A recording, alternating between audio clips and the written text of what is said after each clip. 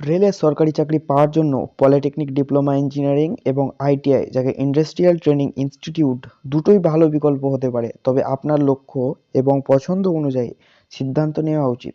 নিচের দুটোর মধ্যে তুলনা করা হয়েছে, এটা সেই হিসেবে আপনি আপনার সিদ্ধান্ত নিতে পারেন। যেমন হচ্ছে আইটিআই, কোর্সের মেয়াদ সাধারণত 1 থেকে 2 বছরের মধ্যে হয়ে থাকে। খরচ তুলনামূলকভাবে কম।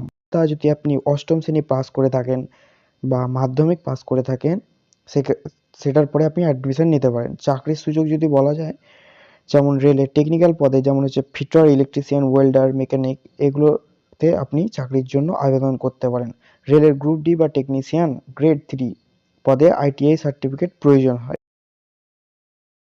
পলিটেকনিক ডিপ্লোমা ইঞ্জিনিয়ারিং ব্যাপারে যদি বলতে চাই, তাহলে মেয়াদ হচ্ছে 3 বছর। খরচ আইটিআই থেকে কিছুটা কম।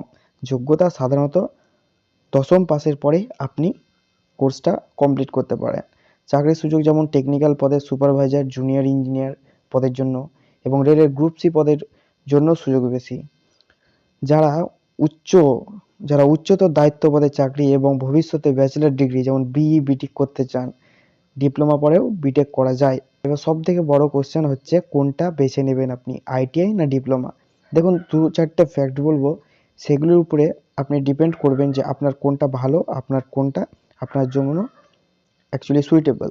তো দেখে নিন। যেমন শিক্ষাগত পটভূমি এবং সময় ক্ষেত্রে যদি ধরি, যদি আপনি কম সময়ে চাকরি পেতে চান, তাহলে মাধ্যমিক পাসের পরে আইটিআই আপনাকে করা আপনার জন্য ভালো। আর যদি আপনি উচ্চতর শিক্ষা যেমন উচ্চ শিক্ষার প্রতি আগ্রহী হন এবং বড় পদে চাকরি করতে চান, তাহলে পলিটেকনিক ডিপ্লোমা সঠিকই হবে আপনার জন্য। চাকরির লক্ষ্য: টেকনিক্যাল গ্রেড বা গ্রুপ ডি পদে জন্য আইটিআই যথেষ্ট এবং গ্রুপ সি বা জেই পদে পলিটেকনিক ডিপ্লোমা জরুরি। যদি আপনার সময় এবং অর্থ থাকে এবং উচ্চতর পদের জন্য প্রস্তুতি নিতে চান, তবে পলিটেক ডিপ্লোমা ইঞ্জিনিয়ারিং করুন। আর যদি দ্রুত কর্মজীবনে শুরু করতে চান, তবে আইটিআই করতে পারেন।